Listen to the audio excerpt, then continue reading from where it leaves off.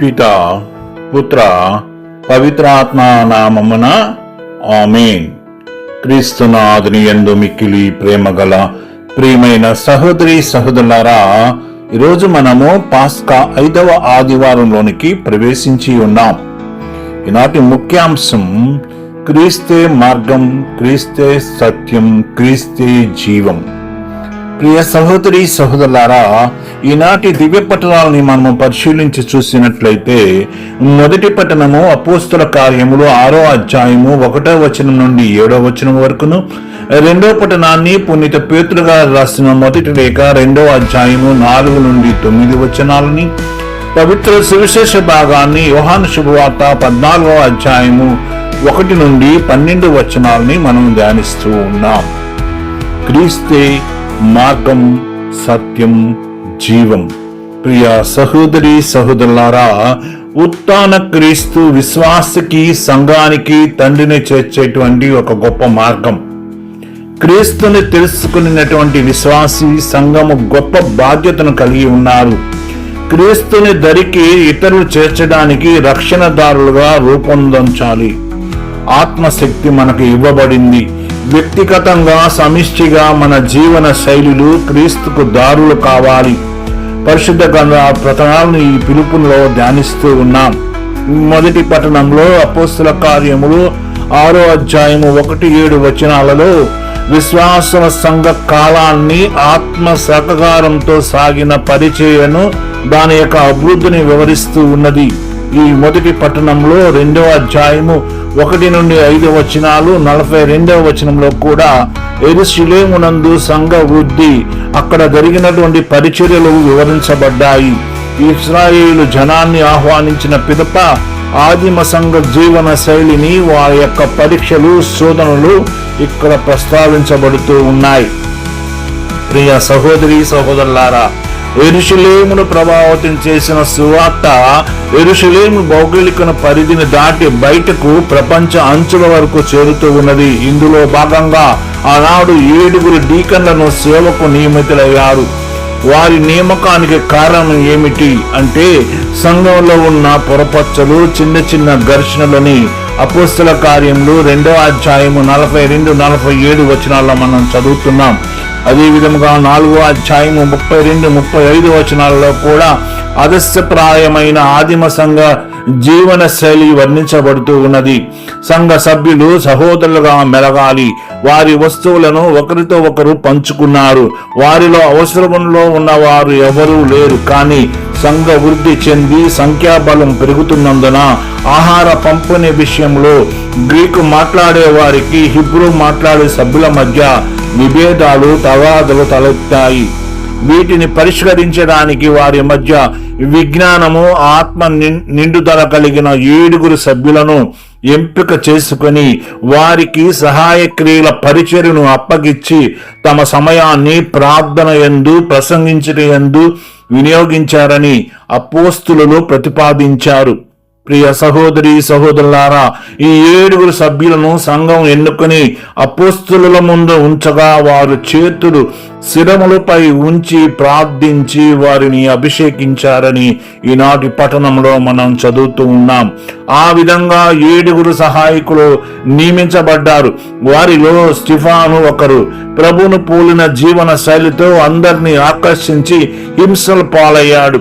వేరొకరు ఫిలిప్పు, సువార్తికునిగా పేరు తెచ్చుకున్న గొప్ప ఉజ్జీవ సంఘాన్ని నిర్మించినటువంటి గొప్ప సంఘ సువార్తికుడు. అయితే ఈ 7 నియామకం కథను మనం చదివినట్లయితే అపోస్తుల కార్యంలో 6వ అధ్యాయం 1-7 వచనాలలో చాలా ఆసక్తికర విషయాలు లేవనెత్తుతూ ఉన్నది. ఈ 7 సహాయకులు ఉన్నారు కదా, సహాయకులు అంటే వడ్డించేవారని కాదు, కానీ పర్యవేక్షకులు అని లేదా సూపర్వైజర్లు అని అర్థం వచ్చే విధంగా ఉంటుంది. అంతేకాకుండా ఈ 7 తర్వాత మరలా ఎక్కడా కూడా ప్రస్తావించలేదు. ఒక సైఫోన్, ఫిలిప్పును తప్ప ఈ పట్టణంలో ఆదిమ సంఘంలో పరిశుద్ధాత్మ సాన్నిధ్యాన్ని, ప్రత్యక్షత అనేది ఒక ముఖ్యాంశంగా మనం ధ్యానిస్తున్నాం. ఆత్మ నడిపింపు వలన ఎప్పటికప్పుడు ఉత్పన్నమవుతున్న సమస్యలని పరిష్కరించుకోవడానికి, అవసరాలు తీర్చేటువంటి తీర్పు పరిచర్యలను మనము రచించుకోవడానికి సంఘం కలిసి వచ్చి సంప్రదింపులు జరిపి మొత్తం యొక్క సంఘం అభిప్రాయాన్ని ఆచరించేదే. ఇది చాలా ఆదర్శప్రాయమైన ఆచరణ అని మనం గుర్తెరగాలి ప్రియ సహోదరి సహోదరులారా. ఇక రెండవ పట్టణంలోకి మనం ప్రవేశించినట్లయితే పేతురు గారు రాసిన మొదటి లేఖ 2వ అధ్యాయము 4-9 వచనాలలో మనం చూసినట్లయితే వివేద హింసల్లో చల్లా చెదిరిపోయిన క్రీస్తు విశ్వాసులను ఓపిక పట్టి ధైర్యంగా క్రీస్తు విశ్వాస మార్గంలో నిలకడగా ఉండమని నచ్చ చెబుతూ కొత్త క్రైస్తవులైన వీరు తమకు వసగబడినటువంటి క్రైస్తవ జీవిత పిలుపు ఔన్నత్యాన్ని గుర్తించమని క్రీస్తు కోసం నిలబడమని ప్రోత్సహిస్తున్నారు. పేతురు మొదటి లేఖ రచయిత అయినటువంటి ఈయన 1 పేతురు 2వ అధ్యాయము 4-9 వచనంలో 2 ముఖ్యాంశాలని మనకు తెలియచేస్తున్నాడు. విశ్వాసులు సజీవశిలయగు క్రీస్తు దగ్గరికి రావాలని 2వ అధ్యాయము 4-8 వచనాలలోను, వారు దేవుని ప్రజలనే వారికి గుర్తింపు కలిగించాలని 2వ అధ్యాయము 9-10 వచనాలలోను, 2వ అధ్యాయము 4-8లో దేవుడు తన ప్రణాళిక ప్రకారం నిర్మిస్తున్న కొత్త ఇల్లుగా యేసుక్రీస్తుని విశ్వాస సంఘాన్ని చిత్రీకరిస్తున్నాడు. ఇందులో 3 దృష్టాంతాలున్నాయి. 1, యేసు సజీవ శిల. ఆయనను జనం తృణీకరించారు, కానీ దేవుడు ఆయనని ఎన్నుకున్నాడని 2వ అధ్యాయము 4వ వచనంలో చెప్పబడుతున్నది. ఇక 2వ అంశం, విశ్వాసులు కూడా సజీవ శిలలే అని 2వ అధ్యాయము 5-6 వచనాల్లో చెప్తున్నారు. ఇక 3వ అంశం, అవిశ్వాసులు. వీరు అవిధేయత వలన మరి ఆ విధమైనటువంటి నిర్మాతలని ప్రభు చెప్తూ ఉన్నాడు. కాబట్టి క్రీస్తు సజీవశిల అంటే ఆయన ప్రధాన రాయి, మూలరాయి. అంటే మిగతా రాళ్ళన్నిటికి కూడా ఆధారాన్ని, బలాన్ని ఇచ్చేటువంటి రాయి క్రీస్తు ప్రభు. దేవుడు క్రైస్తవ ప్రజల అనే నూతన సంఘానికి, భవనానికి ఆధారం క్రీస్తే. ఆయన సంఘ బలం, ఆయన దరికి వచ్చేవారు భవంతిలోనికి ఆహ్వానించబడతారు. ఆయన దరికి వచ్చేవారు కూడా సజీవశిలలుగా మారవచ్చు. ఆయనపై ఆధారపడి జీవితాలని నిర్మించుకునేవారే సజీవశిలలుగా దీవించబడతారు. వారిని ఉపయోగించి దేవుడు ఆధ్యాత్మిక ఇంటిని నిర్మిస్తాడు. ఆయన దరికి వచ్చే విశ్వాసుల పవిత్ర యాజకులుగా మారిపోతారు. అదే దేవుని అవసరత కలిగిన జనం దేవుని ఎన్నడూ కలుసుకోలేరు. వారికి దేవుని సన్నిధిలో నిలవగలిగే యాజకులు కావాలి. ప్రతి క్రీస్తు విశ్వాసి దేవుని సన్నిధిలో ఆయన ముందు నిలుచొని ఉండగలడు అని అభ్యర్థించగలడు, అర్పించగలడు. అందుకే ప్రతి విశ్వాసి కూడా ఒక యాజకుడు కావాలి. ప్రియా సహోదరి సహోదరులారా, నేటి పట్టణంలో 2వ భాగంలో 2వ అధ్యాయము 9-10 వచనాలలో హింసల్లో ఉన్న ఈ విశ్వాసులు క్రీస్తుని నమ్మిన వారు దేవుని కుమారుడు యేసుక్రీస్తు బలంపై తమ జీవిత సౌధాలను నిర్మించుకున్న విశ్వాసులు, ఆయన బలాన్ని ఆసరాగా తీసుకున్నవారు, జీవితాన్ని పూర్తిగా క్రీస్తుకు అప్పగించిన వారు. అందువలన వారు దేవుని ప్రజని గుర్తించాలి. వారు ఎవరని, ఎటువంటి ప్రజలని, వారి జీవిత లక్ష్యం ఏమిటని గ్రహించి తెలుసుకోవాలి. ప్రియా సహోదరి సహోదరులారా, పూర్వవేదంలో ఇజ్రాయేల్ ప్రజలు జాతి యావే దేవుని ప్రజగా గుర్తించబడింది. 4 గుణాలను ఆపాదించి పిలువబడినట్లుగా నేటి కాలంలో క్రీస్తు విశ్వాసులు ఆత్మ నడిపింపులో దేవుని నూతన ప్రజగా విశిష్ట సౌదను పొందుతున్నారు. వారు దేవునిచే ఎన్నిక పొందిన వారు. ప్రియా సహోదరి సహోదరులారా, ఇకపోతే రాజు, గురుకులము, పవిత్ర జాతి, పూర్వము ఎన్నిక పొంది పవిత్ర జీవి అయి దేవునిచే ప్రేమించబడిన ఇజ్రాయేలు స్థానాన్ని నేటి క్రీస్తు విశ్వాస సంఘంగా పొందుకుంటుందని ద్వితీయోపదేశ కాండము 7వ అధ్యాయము 6-9 వచనాల్లో మనం చదువుతున్నాము. ప్రియా సహోదరి సహోదరులారా, ఇకపోతే ఇజ్రాయేలు దేవుని సొత్తుగా అయినట్లయితే క్రీస్తు విశ్వాసులు క్రీస్తు సొత్తుగా ఉన్నారు. వారిని తమ విశ్వాసం ద్వారా దేవుని అద్భుత కార్యాలను ప్రకటింప ఆయన విశ్వాస సంఘాన్ని పిలిచాడని పేతురు గారు 1 పేతురు 2వ అధ్యాయము 10వ వచనంలో మనం చదువుతున్నాం. ఇక 3వ పట్టణాన్ని మనం ధ్యానించినట్లయితే యోహాను శుభవార్త 14వ అధ్యాయము 1-12 వచనాలు మనం ధ్యానించినట్లయితే, ప్రియ సహోదరి సహోదరులారా, యోహాను శుభవార్త 13వ అధ్యాయం 17 వచనాలలో మరి యేసుని కడరా బోధ ఉంటుంది. అంటే ప్రభు గుర్తించుకోదగ్గ మాటలు అందులో ఉన్నాయి. ఈ కడరా బోధన బోధ తొందరలో జరగనున్న ప్రభు యొక్క శిష్యులు వీటిని పోవడం, ఆత్మ రావడం ఉన్నాయి. అంటే ప్రభు వారిని విడిచిపెట్టిపోతూ ఉన్నారు. యేసు నిజ స్వభావాన్ని శిష్యులు ఎట్టి సంఘంగా రూపొందించవలసి ఉందో ఆత్మ ఆదరణకర్త వివరిస్తూ ఉన్నది. ఈ అధ్యాయాలలో ప్రభు బోధలు చెప్పింది మరలా చెప్పడం జరుగుతున్నది. ఉదాహరణకు 14వ అధ్యాయంలో ఏం చెప్పారో అదే 17వ అధ్యాయంలో కూడా చెప్తూ ఉన్నారు. ప్రియ సహోదరి సహోదరులారా, కడరా భోజన సంఘటన తర్వాత శిష్యుల్ని ఓదారుస్తూ తండ్రిని తనను విశ్వసించమని కోరుతూ ఉన్నాడు. తాను వెళుతున్న స్థలాన్ని ప్రస్తుత శిష్యులు వెళ్ళలేరు కాబట్టి తర్వాత వెళ్ళగలరు. ఇందులో యోహానుని అచ్చటకు ప్రస్తుతం వారు వెళ్ళలేరు, కానీ తర్వాత వారు యేసు కోసం శ్రమలు అనుభవించే సంసిద్ధతను పొందుకుంటారు. అలాగే తోమా ప్రభు వెళ్ళు మార్గాన్ని అడుగుతాడు. ఇది సువార్తికుడు యోహాను రచనా శైలి మరో లక్షణం. తప్పుగా అర్థం చేసుకోవడం వలన బోధకు ఒక అవకాశాన్ని సృష్టించి బోధన చేయిస్తాడు. శిష్యులు ప్రభు మార్గాన్ని తప్పుగా అర్థం చేసుకోవడం వలన మార్గం యొక్క అంతరార్థాన్ని ప్రభు వివరిస్తూ ఉన్నారు. కానీ మార్గం సత్యం జీవం అని ప్రకటిస్తూ ఉన్నాడు. సత్యం జీవం భావాలు యోహాను శుభవార్త అంతటా కనిపిస్తాయి. పిలాతు ముందు యేసు నిలిచినప్పుడు ఈ భావాలు తారాస్థాయికి చేరుతాయి, పరిపూర్ణతను పొందుతాయి. సత్యం అనగానేమి అని పిలాతు ప్రశ్నించినప్పుడు పిలాతుకు తెలియదు. సువార్తను చదువులకు మాత్రమే తెలుసు. పిలాతుపై ఆధిపత్యం గల సత్యమే యేసుక్రీస్తు ప్రభువు. ఈ సువార్త భాగంలోని మరో అంశం తండ్రితో యేసు ప్రభువుకు ఉన్న బంధం. వారు అన్యోన్యంగా ఒకరి యందు ఒకరు ఉంటారు. అందువలన యేసు యందు శిష్యుల విశ్వాసాన్ని, నమ్మకాన్ని కలిగి ఉండాలి.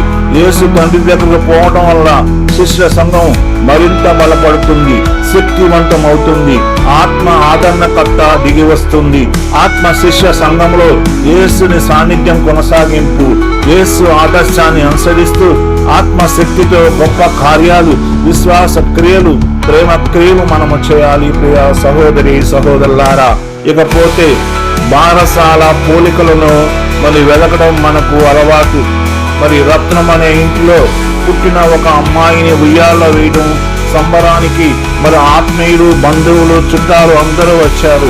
అమ్మాయిని ఉయ్యాల్లో వేసిన తర్వాత చూడటానికి వచ్చిన వారు ఒక్కొక్కరు ముక్కు అచ్చం వాళ్ళ నాన్నదే అని ఒకరంటే, ఆ కళ్ళు అచ్చం వాళ్ళ అమ్మవే అని ఇంకొకరు చెప్తూ ఉన్నారు.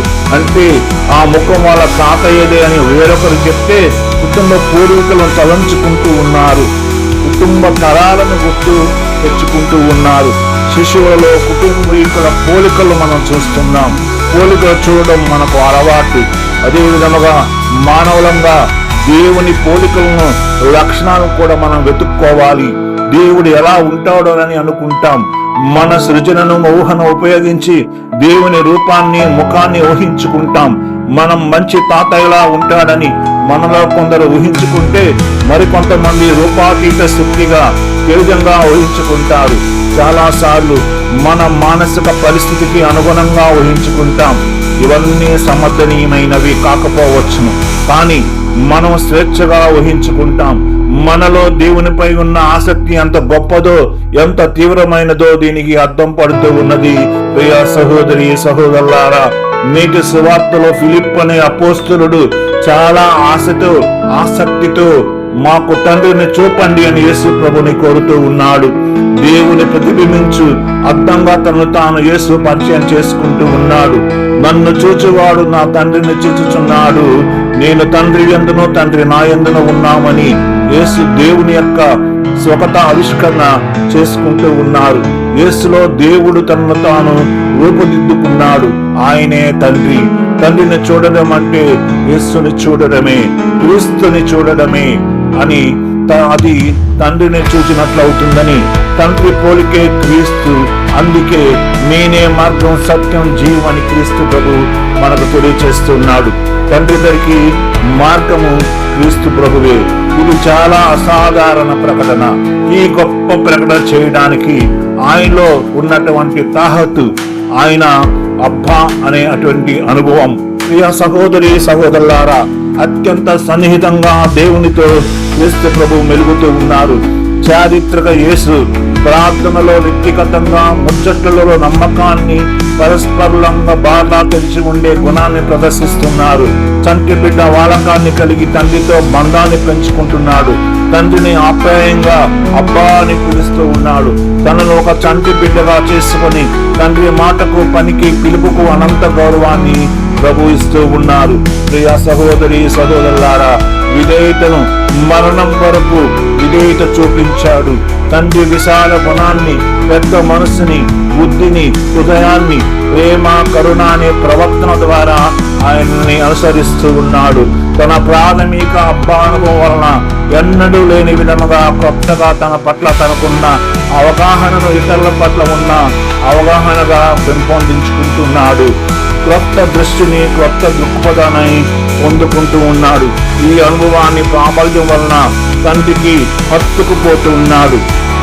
ప్రియ సహోదరి సహోదరులారా, తీగలో రెమ్మల, పువ్వులో కావిల, రాగంలో నాదంలా, మెరుపులో తలుపులా తండ్రిలో లీనమైపోతున్నాడు యేసుక్రీస్తు ప్రభు.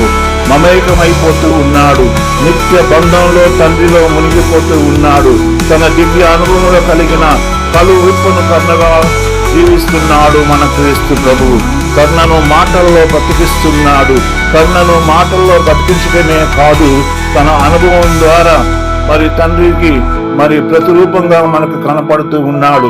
తన అనుభవం కలిగిన కనువిప్పును కర్ణగా జీవించినటువంటి ప్రభువు కర్ణను మాటల్లో బతికించడమే కాకుండా తన ప్రక్కన శిలువపై వేలాడుతున్న దొంగవానితో, వ్యభిచారంలో పట్టుబడిన స్త్రీతోనూ, దుష్యరోగుతోనూ కరుణాపూర్వకంగా మాట్లాడుతున్నాడు. కర్ణను చేతులలో చూపిస్తూ ఉన్నాడు. ఆకలి తీరుస్తూ ఉన్నాడు. స్వస్థతనిస్తూ ఉన్నాడు. ఈ విధంగా అనుభవం, అనుబంధ, అనురాగం అనే 3 అంశాలు గల తన మార్గంలో జీవించడం వల్ల దివ్యత్వాన్ని తన జీవితాన్ని నిర్వహిస్తూ ఉన్నాడు మన క్రీస్తు ప్రభువు. ఆయనను చూచిన వారు దివ్యతత్వాన్ని అర్థం చేసుకున్నారు. దేవుని పోలికను చూస్తూ ఉన్నారు. ఆయనే దేవుని రూపం, ప్రతిబింబం అని అనుకుంటూ ఉన్నాం. ఆయన ముఖాన్ని చూసిన వారు ఏదో విధంగా దేవుని చూసిన అనుభూతిని పొందుకుంటున్నారు. అలౌకిక ఆనందాన్ని పొందుకుంటున్నారు. ప్రియ సహోదరి సహోదరులారా, తన వ్యక్తిగత మార్గం, అనుభవం, అనుబంధం, అనురాగం వలన యేసు తండ్రి దగ్గరికి దారి చూపిస్తూ ఉన్నాడు. యేసు మార్గం అంటే ఏమిటి అని మనం ప్రశ్నించుకుంటే అది ఇంటికి దారి లాంటిది కాదు. అది ఒక పర్వతాన్ని ఎక్కించే మార్గం లాంటిది. పర్వతాన్ని ఎక్కించే మార్గం పర్వతం యొక్క అందాన్ని, గంభీరతత్వాన్ని, వైభవాన్ని చూపిస్తుంది. అలానే యేసు దేవుని యొక్క స్వగత ఆవిష్కరణగా, దేవుని జీవంగా, దేవుని అచ్చమగు ముఖంగా మన మధ్య ఉంటూ మనం దేవుని అనుభవపూర్వకంగా గ్రహించే అవకాశాన్ని కల్పిస్తున్నాడు. ఆయనే సత్యం, జీవం, మార్గం, ఖచ్చితమైన మార్గం. ఆయన మార్గంలో నడిచిన గమ్యము, దిశను గూర్చి మనకు సందేహం లేదు. అనుభవం, అనుబంధం, అనురాగం మార్గాన సాగిన విశ్వాసి గమ్యాన్ని చేరుకుంటాడు. అదే సత్యమగు మార్గం. జీవిత పరమార్థాన్ని చూపించేటువంటి మార్గం. దేవుడు మనిషిలో నిండి ఉండటమే సత్యం, మనిషి పరమార్థం. ఆ దేవుని సత్యాన్ని, సారాన్ని అందరికీ అన్ని వేళలలో అందించడం, జీవితాన్ని నింపుకొనమని నేర్పించే మార్గం. జీవముకు దేవునితో గల బంధం వల్ల ఆయన శక్తిని పొందుకుంటూ జీవితానికి ప్రేరణని, స్ఫూర్తిని నిండుగా ఇచ్చేటువంటి మార్గం. ఈ విశ్వాసము మనకు ఉత్థాన క్రీస్తు సత్యం, జీవం, మార్గం. ప్రియ సహోదరి సహోదరులారా, ఉత్థాన క్రీస్తుని గురించి నేటి వేద పట్టణంలో చెప్పే మరొక విషయం ఏమిటంటే, క్రీస్తు సజీవ శిల అని 1 పేతురు 2వ అధ్యాయము 4-9 వచనాల్లో మనం చదివాము. ఆయన ప్రధాన రాయి, మూలరాయి, భవన నిర్మాణంలో మిగిలిన రాళ్లకు ఆధారాన్ని, బలాన్ని ఇచ్చే రాయి. దేవుడు నిర్మిస్తున్న ఈ క్రైస్తవ సంఘానికి అనుభవం, ఆధారం, క్రీస్తు సంఘాన్ని బలాన్నిచ్చేది ఆయన. కాబట్టి ప్రియ సహోదరి సహోదరులారా, ఈరోజు ఈ యొక్క వాక్యాన్ని మనం వింటున్నటువంటి మనము మన యొక్క ఆధారంగా ఆయన చేసుకొని ఇతరుల దాహాన్ని తీర్చడానికి, అవసరాల కొరతలు తీర్చడానికి ప్రయత్నం చేయాలి. పేతురు బోధించినట్లుగా మనందరం సజీవ శిలలుగా సిద్ధంగా ఉండాలి. క్రీస్తు కృపను మనం పొందుకోవాలి. కాబట్టి ఈ యొక్క మార్గం ద్వారా క్రీస్తుకు సత్యంగాను, జీవంగాను, ఆయన మార్గంలో జీవిస్తూ సాక్షిభూత జీవితాల ద్వారా మన యొక్క జీవితాన్ని క్రీస్తు మార్గంలోనికి నడిపించాలి. అందుకే చివరిగా ఒక మాటలో ముగిస్తున్నాను.